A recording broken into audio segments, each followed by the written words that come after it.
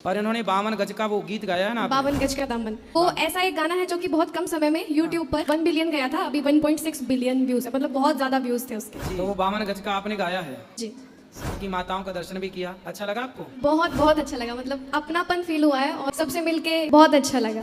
सुना दीजिए आपकी लाइनें जो हैं, एक दो लाइन उसी की, 52 गज की एक दो लाइन सुना दीजिए। हम भी, वो आपने लिखा है किसी ने, नहीं, परंपरागत था? नहीं लिखा गया है वो, अभी उसको 3 साल हो गए हैं गाना आए हुए। किसी और ने लिखा है? हाँ जी, हाँ जी। आपने पहली बार गाया उसको? हाँ जी, मैंने उसके पहली पहले बार किसी और ने भी गाया है? नहीं नहीं नहीं, किसी ने गाया, मैंने ही गाया, मैं ही रियल ओरिजिनल सिंगर हूँ उस गाने की। तो आपके लिए किसी ने लिखा है? जी जी जी। बहुत अच्छा, सुनाइए। अपना रूप रंग सजाऊं, मेहंदी हाथा में लगवाऊं, पायल कंगड़ भी मंगवाऊं, फिर नीर भरण में जाऊं, घूंघट काना सा काढूं ना कसर घालूंगी, 52 गज का दामन पहर मटक चलूंगी, 52 गज का दामन पहर मटक चलूंगी। Thank you. आप अपने जीवन में ये कसम खाओ, संकल्प लो कि काम को महत्व देंगे।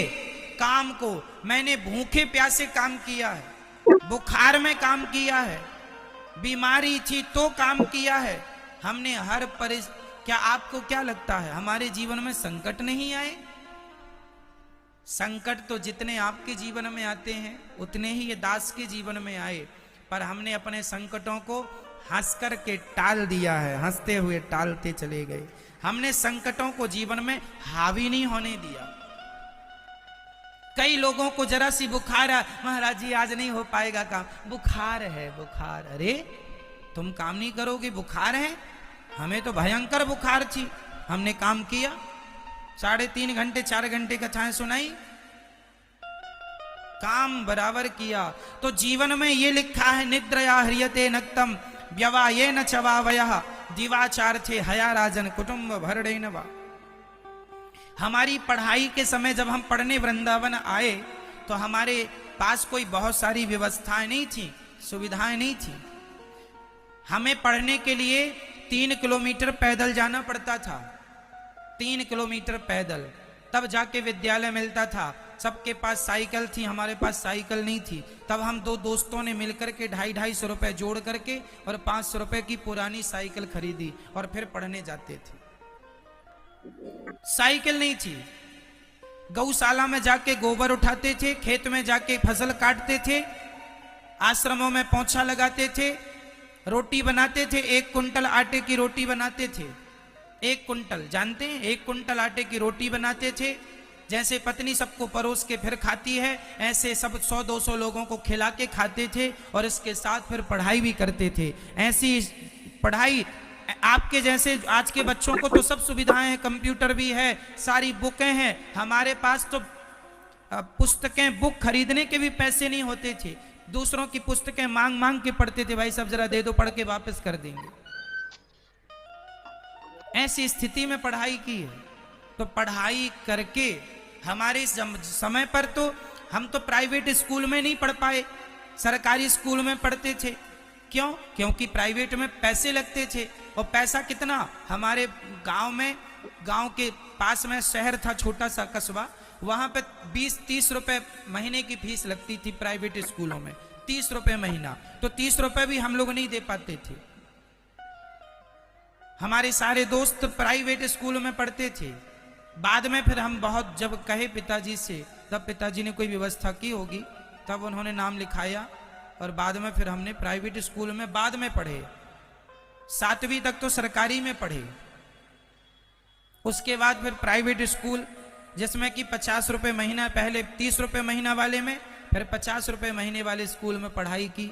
और पढ़ाई करके फिर वृंदावन आए, फिर यहाँ पढ़ाई की। तो यहाँ सारे काम करते हुए हमें पढ़ना होता था, पोंछा भी लगाना है आश्रम में, रोटी भी बनानी है, गौशाला में जाके गोबर भी करना है आपको, सारा काम करके फिर आपको पढ़ाई करनी है। तो ये सब करते हुए पढ़ाई भी करते थे, और पढ़ाई करने का शौक था, केवल पढ़ना था, केवल पढ़ना था।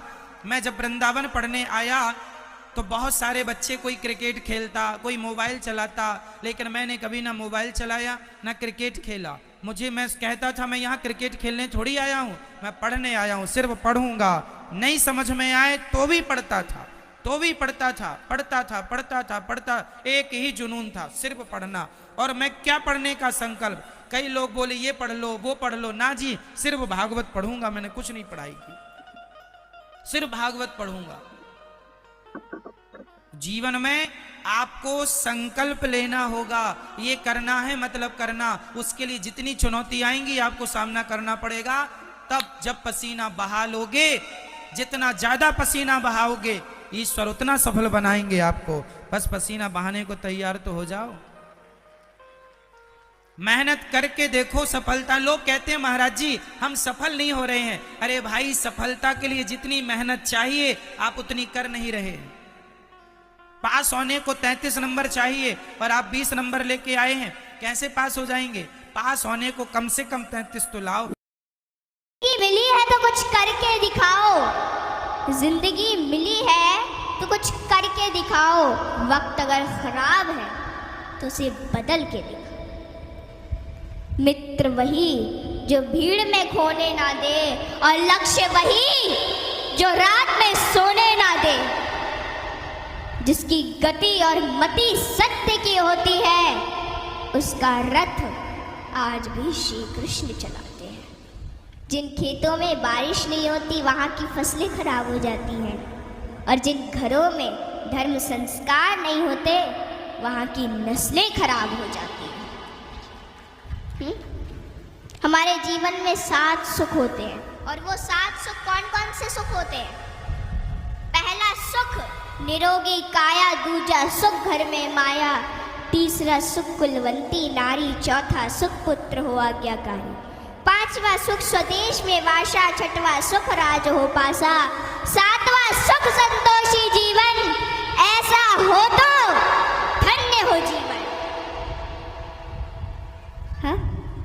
आवत ही हर शय नहीं, नैनन नहीं स्नेह। आवत ही हर शय नहीं, नैनन नहीं स्नेह। तुलसी तहा न जाइए कंचन बरसे में।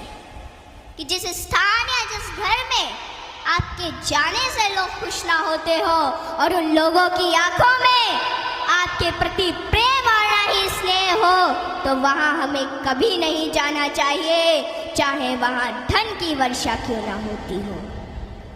हाँ?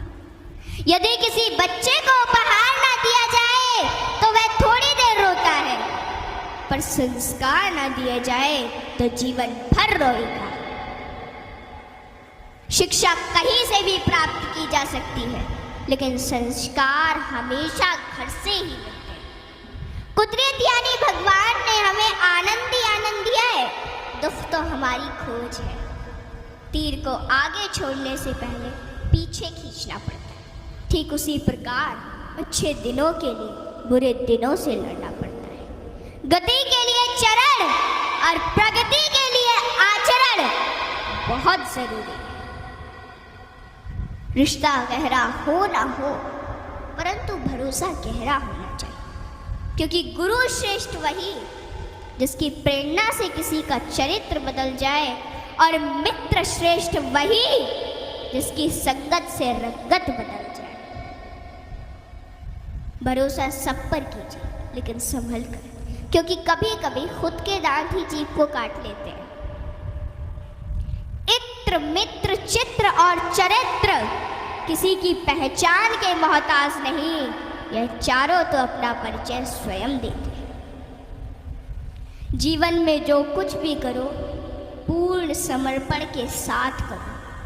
प्रेम करो तो मीरा की तरह, भक्ति करो तो हनुमान की तरह, प्रतीक्षा करो तो शबरी की तरह, शिष्य बनो तो अर्जुन के समान, और मित्र बनो तो स्वयं कृष्ण के समान। आर्थिक स्थिति कैसी भी हो, खुश रहने के लिए मानसिक स्थिति का मजबूत होना जरूरी है।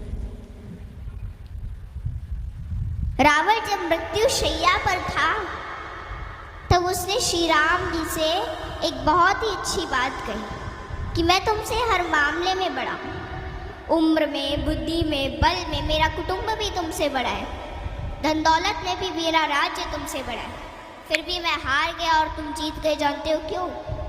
क्योंकि तुम्हारा भाई तुम्हारे साथ था और मेरा भाई मेरे खिलाफ था। इसलिए सज्जनों, सदैव साथ रहिए, क्योंकि जब प्रेम बटा तो लिख गई रामायण, और जब संपत्ति बटी तो लिख गई महाभारत। हाँ, इसलिए अपने अपने घर में, भाई भाई में हमेशा साथ रहिए।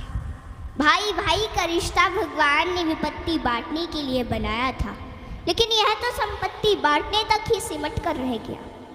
जब बिना भाई के रावण हार सकता है, भाई के साथ प्रभु श्री राम जी जीत सकते हैं, तो हम और आप किस घमंड में हैं?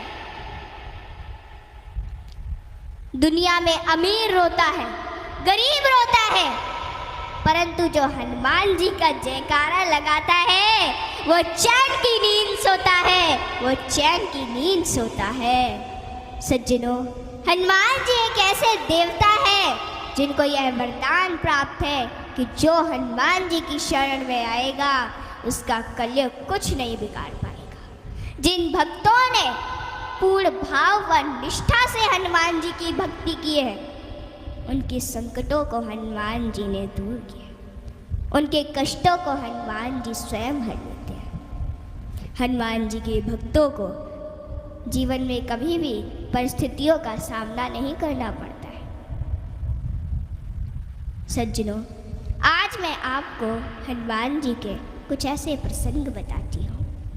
नंबर 1, रामचरितमानस में हनुमान जी को महावीर कहा गया है। वीर शब्द तो बहुतों के लिए प्रयोग में लाया गया, जैसे भीष्म, भीम, मेघनाथ, रावण इत्यादि